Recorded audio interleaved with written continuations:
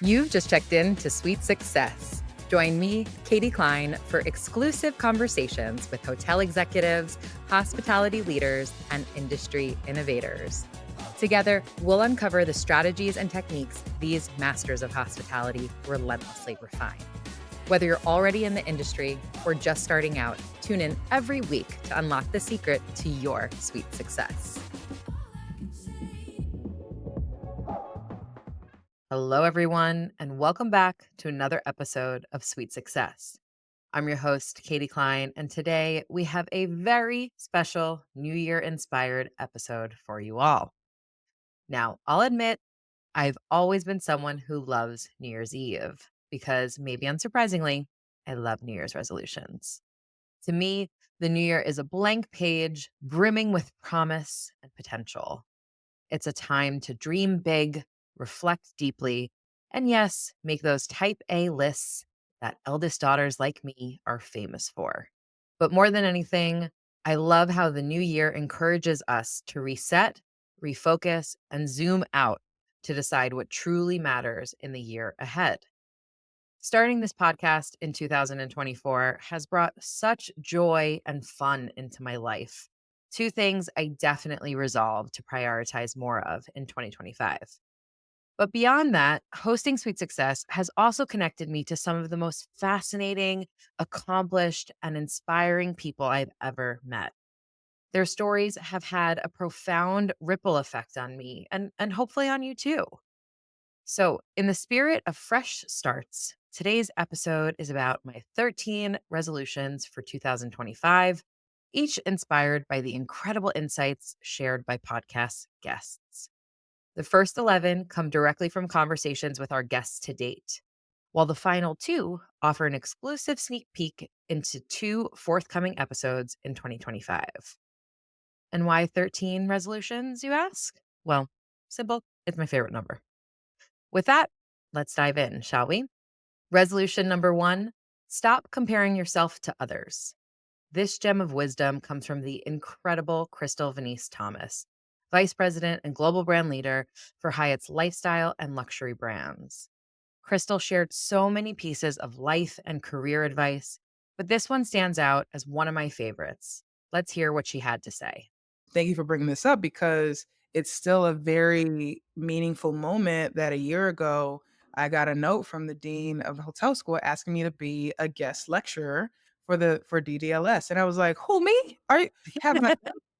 You sure you mean this Chris Denise Thomas? Have I done enough? I don't know. And it was just so humbling, and also when Right. you think about as confident, and you know me, like, one thing Crystal never has a problem with is confidence, but Yeah. that doesn't mean that you also there's a level of humility that's there, and, imposter syndrome, like, have do I have enough to talk about? Will they really take me seriously as a leader in this industry? I mean, shouldn't they be asking? And by the way, my CEO was a guest lecturer the semester before, and my Wow. CHRO was a guest lecturer during that time. So, wait, you're asking me to come back and be on the same stage and offer up, obviously for my own purview, but the same kind of intent as my CEO, right? And Yeah. so it was just, and I actually still have here my distinguished lecture. So a very meaningful moment to be able to go back and, everything be full circle. And my mom was able actually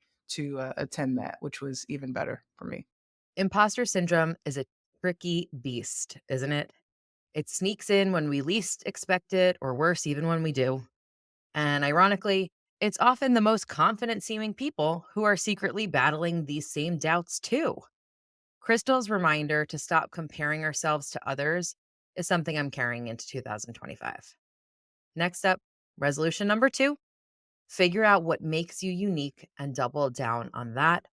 Own your niche. This one comes to us from John Payton, CEO of Dine Brands and just an overall incredible leader. He shared this piece of advice with me back when we worked together at Starwood Hotels and Resorts, and it's something I've never forgotten. And Bob said, as the COO of the company, no one can tell me how much business McKinsey does with us. No one can tell me how much business, Facebook does with us. If Facebook existed in 2000, I don't remember. Right. And he said, I need you to work with the sales leaders in each division and figure out how to put together some technology and some reporting that we can get global reporting.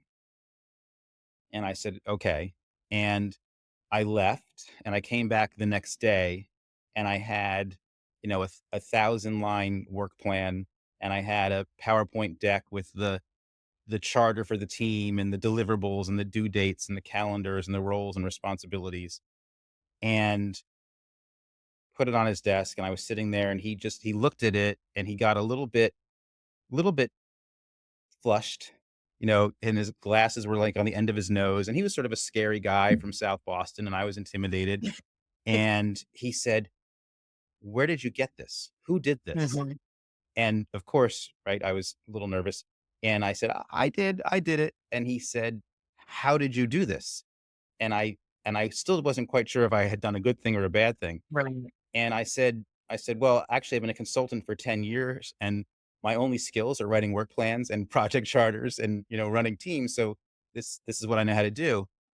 And he said something to me that stuck with me for my entire career. And to this day, Katie, I still tell the story to, people that I speak in front of, here at Dine and at Realogy, Yeah. is he said to me, "Do you know, John, that you're the only one in the company who has these skills? Mhm. No one else knows how to do what you just did." And I didn't know. And I had Mhm. no idea. And what occurred to me was I had a unique skill that Starwood needed, particularly at a time when the company had come together and had multiple payroll systems and things like that. And that I didn't even know to tell Bob I had a skill that was unique. And so the, Right. the lesson I learned from that, and the lesson I share with people all the time, is know what you do uniquely well, right? Right. And don't be shy to let those who you work with and for know it, right? And be really clear about what it is you do uniquely well. It's a good reminder that all of us need to take the time to figure out what we do uniquely well. And also, how do we put ourselves in rooms where we're no longer one of many with that skill, but rather one of one? In 2025, let's understand our superpowers and put ourselves in situations where our skills are inherently more valuable. Resolution number 3: have a vision. Know who you want to be and to whom. Anjali Mehra, former chief brand officer of the Leela Palaces, Hotels and Resorts, and current founder of Reef Knot Consulting, knows a thing or two about branding. But I think this applies just as much to personal growth as it does to corporate strategy. I think it's an intentional process. It requires a lot of commitment. It requires belief in what you're doing, a lot of conviction. I also think that you need to have a long term vision.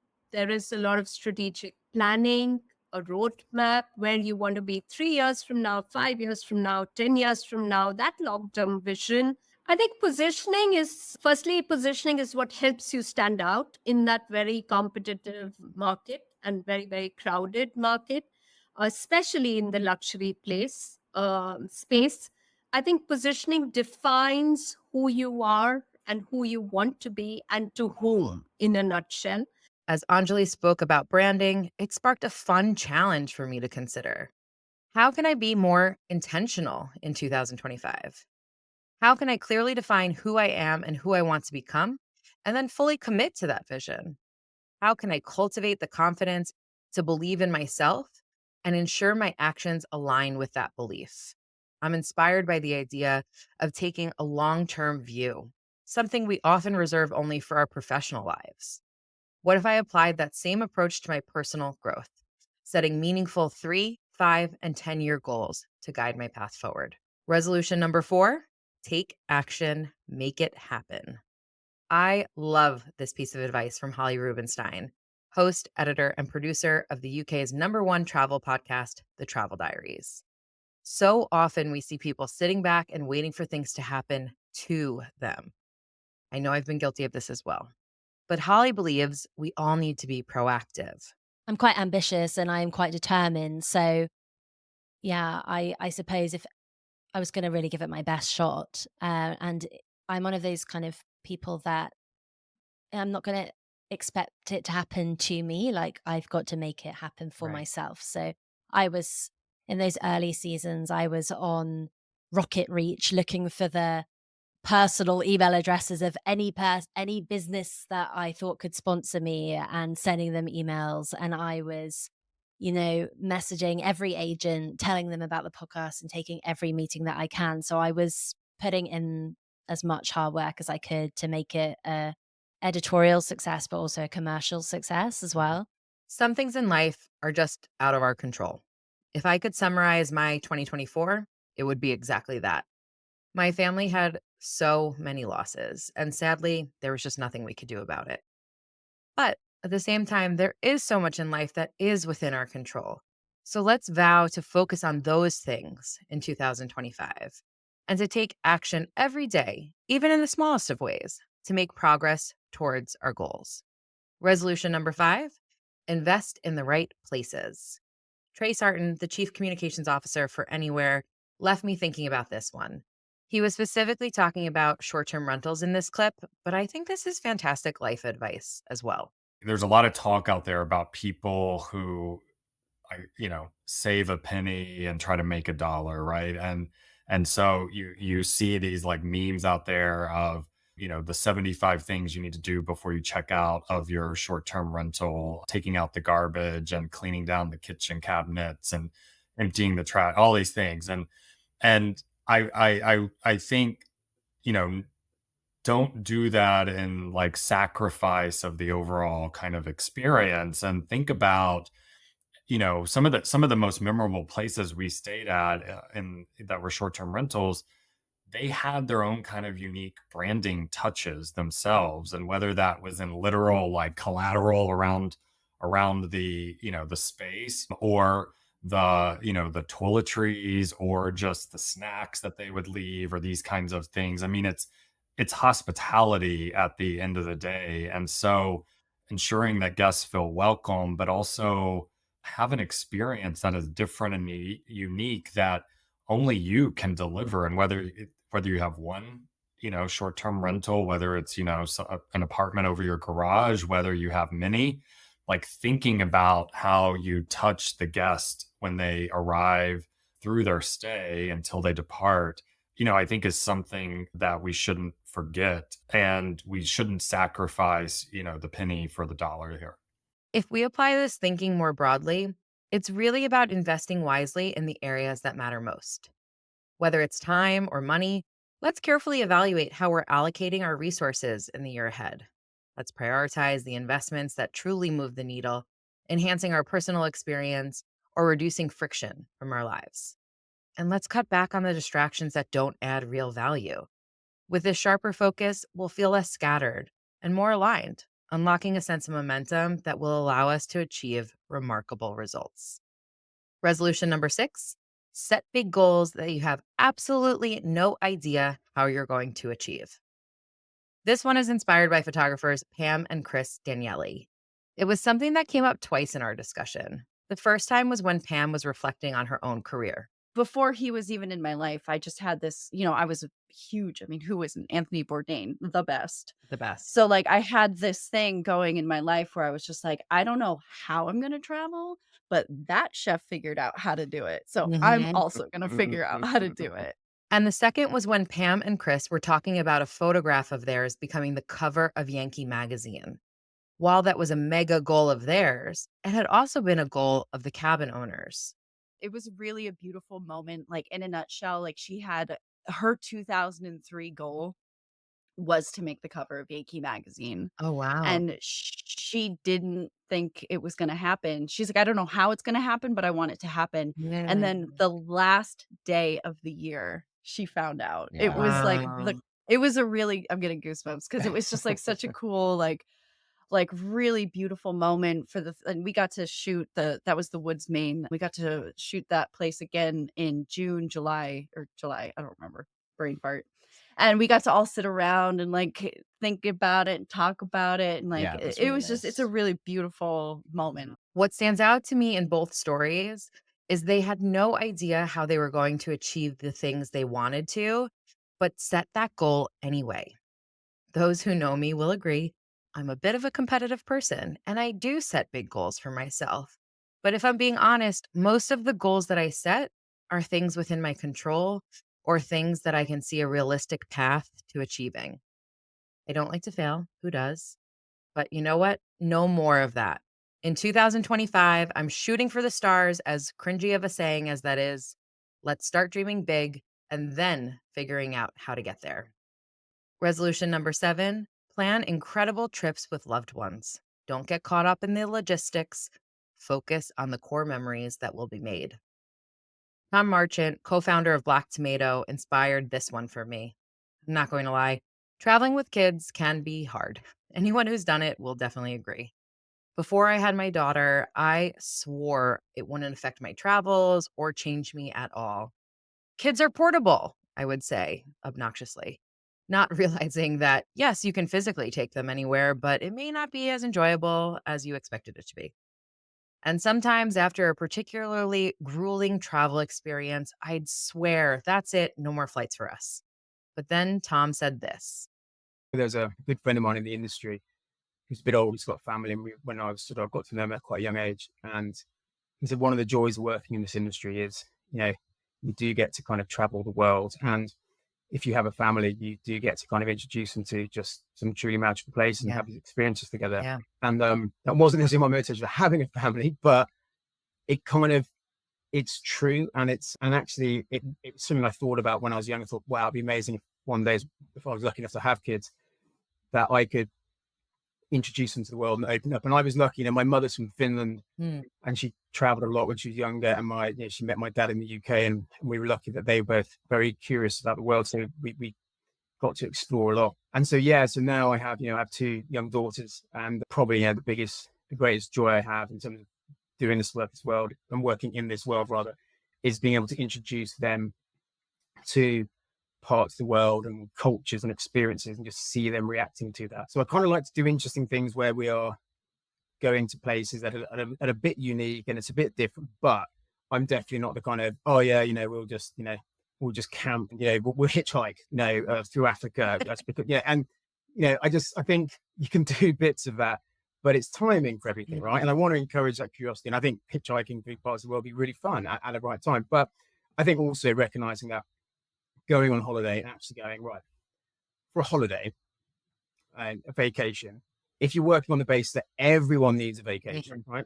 How do you ensure it so you have, you have amazing times with the kids have amazing times, but also because we all know that when you're in the trenches at home and you're managing it all, sometimes going, well, if I'm just going to move this, but just to a different place, is that going to feel like much of that? Right. So actually, it's then finding that like if you go to places, are there kind of great experiences that the kids can do that might be like put on by the local community that they can spend some time with, and that, or in the hotel, and It was the reframe I needed. Yes, sometimes it's going to be hard or less than ideal, but the memories that we make together when we're there will be oh so worth it in the end. In the heart of Soho, New York City's arts and culture hub, lies your luxurious escape, the Dominic Hotel. Experience unparalleled amenities, including king-size beds, spacious rooms, a fully equipped fitness center, a seasonal rooftop pool, and the renowned Sisley Spa. Savor Hawaiian-inspired bites and cocktails at Terrace on 7, or innovative dishes at the Michelin-starred Vestry. Book today using special code SUCCESS, that's SUCCESS, for 20% off your next stay of 2 nights or more in a suite through the end of the year. Visit thedominichotel.com to book. The Dominic, where every moment is an indulgence. Resolution number 8, be generous with your time, with your loved ones particularly. This one fits beautifully with the last resolution, and is something the general manager of the St. Regis Rome, Giuseppe Di Martino, said to me about hospitality in general.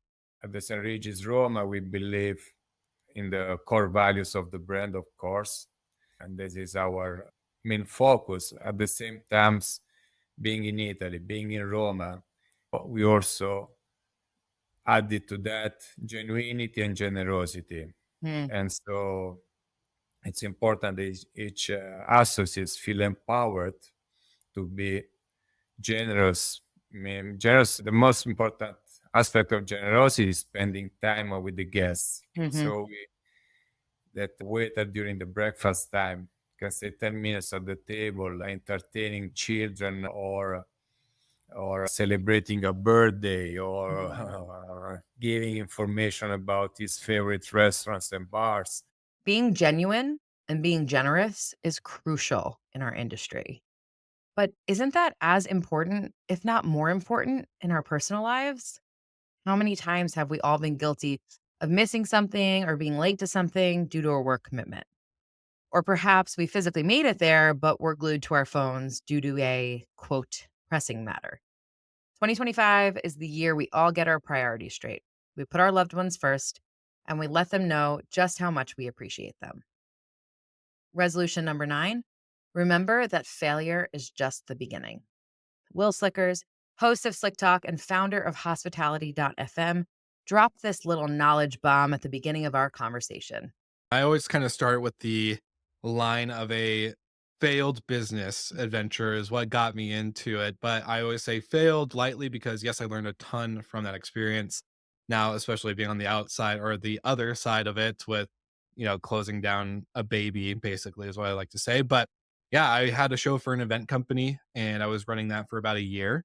And, this cool thing called Uber that we all know and love was so popular that, I didn't really pay attention to the market, didn't understand a lot of stuff, was my first adventure into self-employment and took a lot of risk and it didn't end up paying out. But the one thing that did pay out was I was again sitting in my apartment and was just like, I have all these fancy chauffeur suits. Like, what do I do with these? Like, I got to get my money's worth out of them. And I remember dropping some clients off at the Davenport Grand Hotel in Spokane, Washington, and seeing the ambiance inside the lobby. You see people with cocktails and suits and dresses and business attire, and it just looked so attractive. And I was like, you know what, I could work in a hotel. And not growing up, being used to traveling and staying in hotels, it was attractive. It seemed really appealing to work at a hotel. So I went in and applied with my spruced up, I won't say falsely spruced up resume, but spruced up resume without having any hotel experience, and got an interview on the spot and hired right after that. Looking at everything Will has achieved today, it's easy to romanticize his journey. But let's take a step back. What if we heard this story the day after his chauffeur company closed? Would it still feel inspiring? Would we still find meaning in his struggle? Crafting a compelling narrative in hindsight almost feels obvious. But when you're in the thick of it, when the sting of failure is fresh, it's harder to see that silver lining. That's exactly why Will's story resonates with me. It's proof that if we just keep moving forward, one day we'll be able to look back and connect the dots ourselves. Failure isn't the end, it's just a chapter in the book. Let Will's story remind us to keep turning the pages in 2025. Resolution number 10, never let defeat win. Recognize that in your lowest moments, inspiration often strikes. This one comes to us from fine art photographer and New York Times bestselling author Gray Meelan. It's a perfect complement to the resolution before it and a reminder to stay resilient when things don't go as planned. So when I was there, I went to every front desk and concierge and begged for them to let me on, the roof or a balcony. And of course, they all were like, "Who are you? And what like kind of hotel do you think this is? Like, that's a liability." And I was like, "I'm an artist. Right. I'm here for Art Basel. I just want to make a piece of art from your pool." And, they just all were like, "Scram, kid, get out." And I was sitting on the bench on Collins Avenue, and I called my husband and I was like, "Oh man, I can't, I can't just get access to these hotels. It's just not working out." And as I was talking to him, a helicopter flew over and I couldn't hear. So I was like, "Can you hold on just a second?" And I looked up at it and I was like, "Oh my gosh, like I need to get in a helicopter. Like that's how I can get the photograph." And so I had never been in a helicopter in my life. I had, no idea really what that even entailed. So I was like, I have to go by, hung up the phone, and I Googled helicopter, comma, Miami, classic. And the first thing that came up, I clicked on, I saw there was a phone number, I called, and the man who answered the phone was like, "Oh, hey man, like I'm a photographer too. Like, I'm happy to fly you. Like, we'll take the door off and harness you in. And I was like, is that safe? And he was like, yeah, yeah, like, don't worry, it's gonna be great. So I was like, okay, like on a wing and a prayer, I was like, let's try this. Like, I'm here. This feels like, you know, fateful. So what the part of the story that's like really interesting, I think, for people, or I want people to know, is that the helicopter was stationed like a good 45-minute drive from South Beach.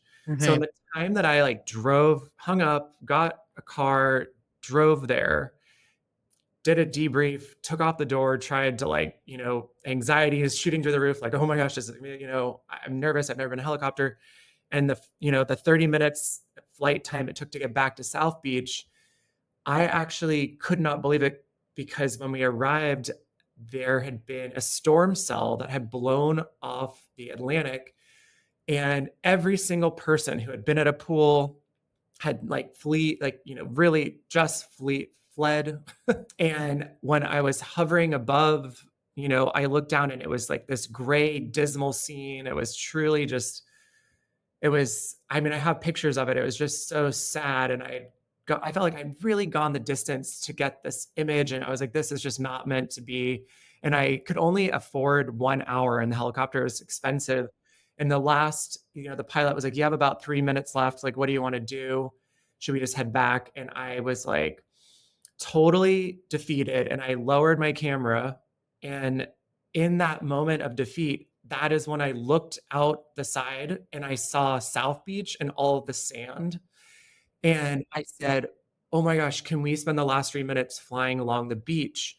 And that is where I really found like what I would call like my most famous, well-known kind of niche, which was aerial beach photography. And as I flew in those 3 minutes, there weren't there weren't any people on the beach, but the umbrellas and the chaise lounge chairs, they all were like these geometric shapes, and the beautiful, pristine sand that like were like almost like candy for me. Like, I was so attracted to the stripes of the umbrellas and kind of just the composition of it all.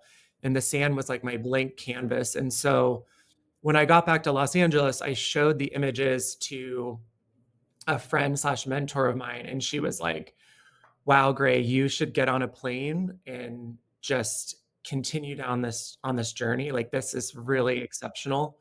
And I did just that. And, I basically would get on a plane and go wherever I had a friend who had a house I could stay in, or was going somewhere that I could get a helicopter. And I started building a collection of these really iconic places, shooting them from doorless helicopters from above. And this was really, you have to imagine, this was pre-drone. This was Right. pre the world seeing anything like it. And, I had no idea that I was pretty much creating a global art design trend. Like, within a year of me doing this, I mean, there were like just not only copycats, but like, the iPhone, suddenly you bought an iPhone and the screensaver it came with was an aerial photo of a beach. Right. And so it was just like really, I think, such a great story, because I was really defeated, right? And then Mhm. that's where I found something that was so special and Yeah. really was my next big opportunity. First of all, Gray is such a fantastic storyteller, which I guess is no surprise if you've seen his photography. And a side note, his Scram Kid line always cracks me up. But beyond the humor, his story packs a punch. His entire career, professional persona, and perhaps even an entire category of photography wouldn't exist today if he had let rejection win. When the hotels he pitched said no, he didn't walk away.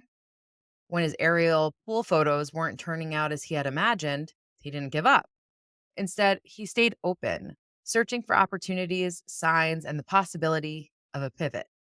His ability to embrace those moments of failure and use them as fuel is what led him to create something extraordinary. Gray's story is a testament to this.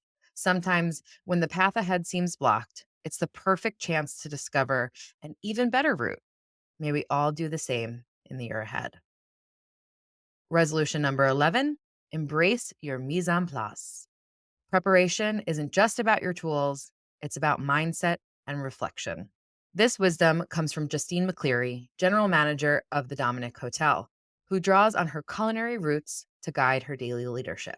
In culinary school and in a lot of kitchens, there's a word or a phrase or term that they use called mise en place. Have you heard of that? So No. mise en place is a French term, and what it translates to is everything in its place. And in Mm. culinary school, they teach you that by saying you need to make sure that everything is in place, right? From your prep, you're working in a kitchen in a very high paced environment in a short burst of time. And so you really need to make sure that your prep is ready, that your station is ready, that you have backup for your backup, because during service, right, during that crunch time, you don't have a lot of time to remake something if it's missing. And so that's the one thing I think that I take to heart and something that I apply every day. Mise en place is not just your preparation and what you have in your workspace, but also mentally preparing, whether that's for the day, for the week, for the month, and also reassessing, at the end of the day to say, what went well? Service was really busy today. Did I have everything? Could I have planned better? Should I have more backup? And I take that really to heart in every single thing that I do every day. That can be applied to meetings and to organizing the workday, to the hotel in terms of what we're planning for the week, for the month, or for the year, even, as we close the year and think about 2025. Justine's approach reminds us that success is built long before the moment of action. To her, it's mentally preparing for the day, the week, the month ahead. It's how she organizes her physical items in her workspace. But mise en place isn't just about preparation, it's about reflection too. How fitting, huh? So, since we're here at the end of the year, let's take stock. Do you have what you need? Could you have planned better? What can you do differently next time? After all, every big success starts with having everything in its place. Those first 11 resolutions come from my first 11 guests. And I want to say a huge thank you to each and every one of them for taking the time to share their brilliance with me and with you. And by the way, speaking of you, I honestly cannot thank you enough for tuning in and listening this year. For our final two resolutions, I'm excited to share a sneak peek of some of the brilliant minds you'll hear from in 2025. Resolution number 12, don't overcomplicate things. This is an easy one for me to say, but a difficult one for me to action. My brain loves overcomplicating things. Overthinking just might be my superpower, though I'm not sure it's the one that John Payton would suggest I hone in on. That's why I really loved this lesson from Josiah Mackenzie, the founder of Hospitality Daily, who I'm so excited for you all to hear from next year. I do like to figure things out. I also think if you want something badly enough, you'll figure out a way. I don't recall it being exceptionally difficult. There wasn't Squarespace, but I built on WordPress, and I remember that being like an hour most downloading something, and there's step-by-step instructions. And I think anybody can learn how to do something new if you care enough about why you want it, right? So I guess that maybe comes back to the why, right? Why are you doing that? And for me, I started this blog because I was just interested in the emergence of these social platforms, and seeing how sites like Twitter and Facebook and TripAdvisor were starting to influence the way that hospitality companies, which were typically a lot more guarded, and they're like, these are our talking points and this is what the experience is like, then they start to lose all control, right? What happens when anybody can say anything about your hotel or your brand, right? So there's this dynamic happening, and I was personally fascinated by it. And so I was doing this on the side, and I would just interview people that were observing things. I was writing my own observations, and um, a lot of it's what was pretty bad in retrospect. But I guess what I took away from that is, if you wait for everything to be perfect, right, nothing will ever get done. It's okay to just move forward with what you do know and kind of follow your curiosity to some extent. I'm not going to lie, I felt a bit called out when he talked about waiting for everything to be perfect. As a recovering perfectionist myself, that one hit home. So for 2025, I'm going to take his advice, stop focusing on the how, focus more on the why, and trust that we can figure out anything if we want it badly enough. And finally, drumroll please, resolution lucky number 13. Follow your passions and interests without a clear end game in mind. Trust that one will eventually reveal itself. This one comes from Alia Khan, the Vice President of Global Design Strategies at Marriott International. I'm really excited for you all to hear Alia's episode. She's a brilliant designer and was actually one of the first calls I made after acquiring our first short-term rental. I knew I needed her design brilliance to stand out from the competition. Have a listen to this preview from our chat. You have to listen to the signs. I mean, also being comfortable with the fact that you're not going to love everything, but in the not loving, you have to be finding or identifying what is it you don't love, what is it that you've learned, where do you go next. And I think it's that sort of cycle of thinking that I think helps us all, continue to evolve, like our stories or what it is we do.